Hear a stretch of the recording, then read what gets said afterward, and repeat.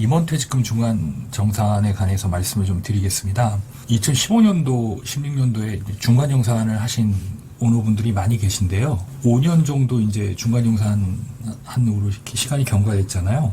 그래서 그 퇴직금 중간 정산을 한 오너분들이 다시 퇴직금을 재적립할 수 있는지에 대한 문의가 몇 군데 있어서 법규나 실무적인 내용을 좀 공유해드리면 도움이 많이 될 것 같아서 이 시간을 마련했습니다.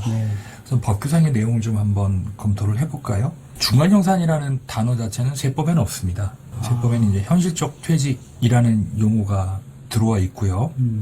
현실적 퇴직에 해당하는 경우에 한해서 이제 손비 인정이 된다라고 되어 있습니다. 그럼 현실적 퇴직이 어떤 경우냐? 가장 필요 조건 중에 하나가 실제 퇴직금을 지급해야 됩니다. 법에서 정하는 요건을 충족시켜야 되는 건 물론 이거니와 반드시 이제 퇴직금을 실제 지급해야지 실제 퇴직금을 지급하지 않은 경우에는 현실적 퇴직으로 인정을 받지 못한다라는 점 하나 유의하셔야 되고요. 그리고 실제 본인이 퇴직금 중간정산 요건에 해당된다고 해서 지급을 했는데 현실적 퇴직에 해당하지 아니하더라. 그러면 이제 업무무관 가지급금에 해당이 됩니다. 업무무관 가지급금에 해당되면 법인 돈을 그냥 준 거예요. 그래서 법인은 이제 거기에 따른 여러 가지 세법상의 불이익을 받게 되겠죠. 그러면 이제 법령이 정한 현실적 퇴직법이 어떤 내용이 있는지 하나하나 좀 살펴볼까요?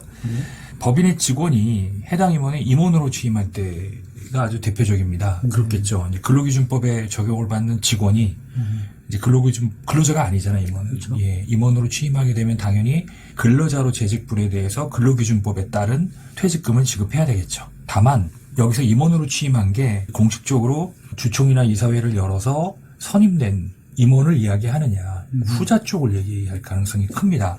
물론 세법의 임원은 이사회 멤버가 아니더라도 실질적인 임원의 역할을 한다. 임원의 역할이라고 하면 이제 업무 집행자의 역할 한다고 하면 임원으로 볼 수는 있습니다만 통상적으로 우리가 임원에 등재가 되고 그리고 이제 공식적으로 회사가 등재되려면 당연히 이제 이사회나 주총을 열어야 되거든요.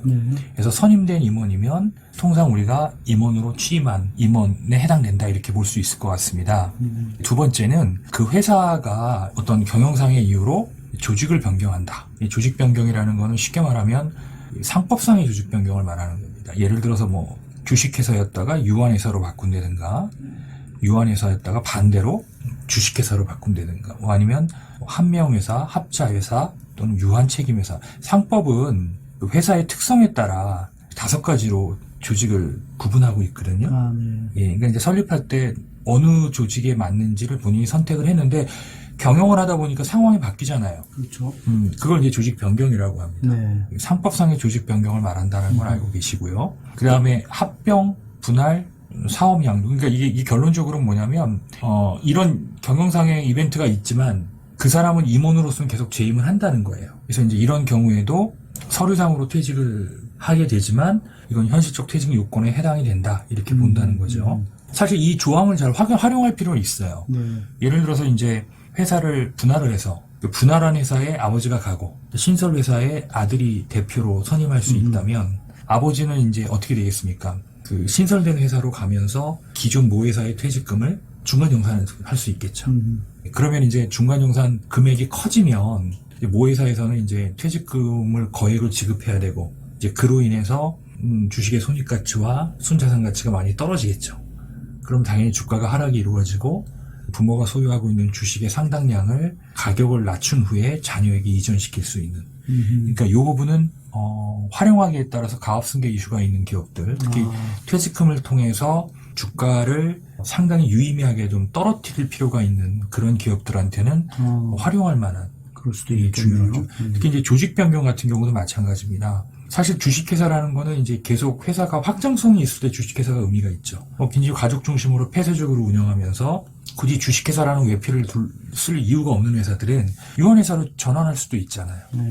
유한회사 주식회사로 바꾸는 데 있어서 은행이나 이런 데는 이걸 전 개의치 않아요. 재무제표가 바뀌고 이러는 게 아니기 때문에 회사의 다른 점은 다 동일성을 유지하는 거기 때문에 그래서 이런 경우도 퇴직금 중간 정산 요건을 충족해서 주가를 떨어뜨리는데 퇴직금만한 솔루션이 없기 때문에 퇴직금을 중간 정산하기 위한 하나의 필요 조건으로서 굉장히 중요한 조항이다 이렇게 이해를 하시면 될 것 같습니다. 또 하나 한번 말씀드려볼까요? 이제 소장님 친구분들도 연세가 좀 되시니까 만약에 여기저기 아프고 한 분들이 있잖아요. 그렇죠. 예, 그래서 이것도 마찬가지입니다. 법이 이렇게 인정머리가 없지 않아요. 예를 들어 내가 아프거나 가족 중에 누군가 아파서 내가 부양의 의무를 해야 될 경우에는 치료나 요양에 막대한 돈이 들어가겠죠. 그렇겠죠. 예, 이건 근로자도 마찬가지입니다. 네. 예, 그래서 이제 이렇게 해당되는 경우인데 이것도 법에 정해놨어요. 이제 본인뿐만 아니라 본인의 배우자 또는 생계를 같이 하는 부양가족 포함. 뭐 예를 들어 법령으로는 장모님이다. 장모님을 내가 같이 모시고 있다. 뭐 이런 경우도 이제 생계를 같이 하는 부양가족에 해당이 되잖아요. 그리고 3개월 이상의 질병 치료를 요한다. 여기에 이제 3개월 이상 질병 치료를 요한다는 거에 뭐 의사의 진단서가 있어야 된다 이런 조항은 없어요. 그러니까 이제 세법에서 보통 우리가 중증 장애인, 세법상의 장애인, 우리 보통 연말정산할 때 장애인 확인서 띄잖아요. 이제 거기서 말하는 장애인이라는 게 통상 우리가 말하는 암, 뭐 뇌졸중, 뇌출혈, 심근경색 뭐 이런 질병이 있으면 보통 이제 장애인 증명서를 병원에서 발급해 주거든요. 그래서 이제 그 정도가 있으면 이 조항에 해당되지 않을까. 근데 사실 이 조항을 만든 취지는 그런 거 아니겠어요? 이제 어쨌든 간에 이제 가족을 부양해야 되는 상황. 자, 그래서 여기 이제 항상 치료를 요하는 뭐 중증 환자라고 돼 있는데 법령상에는 이게 중증 환자에만 해당된다는 말은 없어요. 예, 그렇지만 이제 우리가 세법상의 어떤 요양이나 항상 치료를 요하는 중증 환자의 개념을 보면 여기 의사로부터 장애인 증명서라든가 암 환자에 해당이 된다면 요 정도의 내용. 다만 내가 요양을 한다라고 하고 법인에서 계속 급여를 받고 있거나 하면 안 맞겠죠.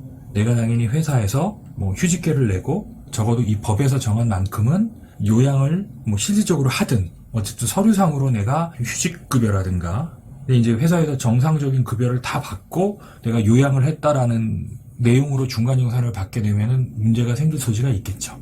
예, 그래서 이제 급여 규정에 뭐 휴직인 경우에는 평상 임금 월정급여의 뭐 60%만 지급한다든가 그런 식의 좀 디테일한 규정들이 백업이 좀 돼줘야 되겠죠. 그 다음에 근로기준법에서도 마찬가지지만 1년 이상 이제 주택을 소유하지 않은 세대주, 집 무주택자를 말하는 거예요. 근데 이제 무주택 기간이 1년 이상 되신 분들 이런 경우도 이제 퇴직금 중간정산을 받을 수 있다. 근데 실질적으로 법인을 오랫동안 경영하신 오너분들이 무주택 세대주인 경우는 보기 어렵잖아요. 다만 이제 자녀가 경영에 일단 참여를 하고 있고 어느 정도 이제 임원으로서 역할을 하고 있다면 자녀는 이제 세대 분리를 하면 무주택 세대주일 수 있잖아요. 그럴 수 있겠죠. 그래서 이제 자녀가 뭐 결혼을 한다든가 해서 내 집 마련에 필요한 이제 자금을 지원해 준다는 의미에서는 이제 자녀의 경우는 이 조항을 활용할 가능성이 많이 있겠죠. 네. 이제 그러려면 자녀를 처음부터 직원이 아니라 임원으로 등재해서 그렇죠? 예. 임원 퇴직금을 수령할 수 있는 요건을 만들어 주는 게 필요하겠죠. 그럼 이제 이런 분들 계세요. 아니 뭐 우리 애가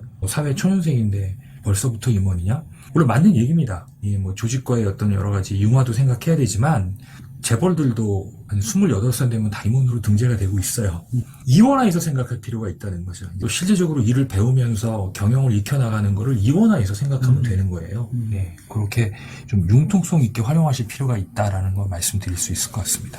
또 이제 임원이 사유에 따라서 퇴직을 한 거예요. 퇴직 후에 이제 자문이나 아니면 촉탁으로 다시 채용된 경우도 있을 수 있겠죠. 일반적인 대기업이나 이런 데서는 보통 임원으로 퇴직하더라도 뭐 2년 또는 3년 동안 자문을 맡게 한다든가 해서 어느 정도 이제 이분이 경제적 안정감을 연착륙할 수 있게 하는 제도들이 있습니다. 그렇죠. 예. 근데 중소기업에서도 당연히 그런 제도를 도입할 수 있는데 문제는 실질적인 오너가 여기서 이제 오너라는 거는 대주주인 최대주주인 오너가 퇴직을 하면서 실제 누가 봐도 이 기업은 퇴직한 임원의 지배력에 의해서 움직이는데 이 사람이 형식적으로 퇴직했다고 그래서 그리고 퇴직 후에 이제 다시 자문으로 위촉돼서 퇴직 전과 동일한 수준의 급여를 받아간다. 뭐 이런 경우는 이게 퇴직으로 인정되지 않을 가능성이 그렇죠. 네. 높겠죠. 네. 예, 그런 부분도 한번 좀 고려를 해 보셔야 될 필요가 있을 것 같습니다. 네. 그 다음에 같은 맥락에서 상근 임원이 비상근 임원이 된 경우에 이런 경우도 마찬가지죠. 실적으로 이제 상근 임원이 뭐겠어요? 이제 매일매일 출근해서 근로자와 같은 재직을 하는 경우를 보통 이야기를 하지 않습니까? 그렇죠. 비상근 임원도 출근을 안 하는 임원은 아니에요. 그렇지만 이제 출근이나 이런 근태에 크게 제약을 받지 않는 경우죠. 그래서 이거는 현실적 퇴직으로 보지 않는 예규가 존재합니다. 상근임에도 불구하고 일주일에 출근을 2-3번밖에 안 하는 임원들도 많이 있거든요. 그래서 이제 이거는 사실관계를 보고 실질적으로 현실적 퇴직 사유 여부를 한번 판단한다라는 예고가 많기 때문에 이런 식으로 형식 요건만 갖춰놓고 퇴직금을 정산한 경우에는 이제 부당행위로 해서 인정받지 못한 케이스도 많이 있다. 그래서 세법에서 예규에서 보면 굉장히 포괄적입니다. 여기 보시면 이게 자금을 대여하기 위한 목적이라고 인정되는 경우에는 업무무관 가지급금으로 보겠다는 거예요. 어떤 경우에도. 그러면 자금을 대여하기 위한 목적이라는 게 법령에 정해져 있진 않아요. 이건 누가 본다는 거예요. 보는 사람이 사실 판단을 하겠다는 거예요. 그래서 실제 이제 중간정산을 했다가 조사 과정에서 이거는 자금 대여 위한 목적일 가능성이 높다라고 이제 판정이 되면 업무무관 가지급금이 된다. 이렇게 이해를 하시면 될 것 같습니다.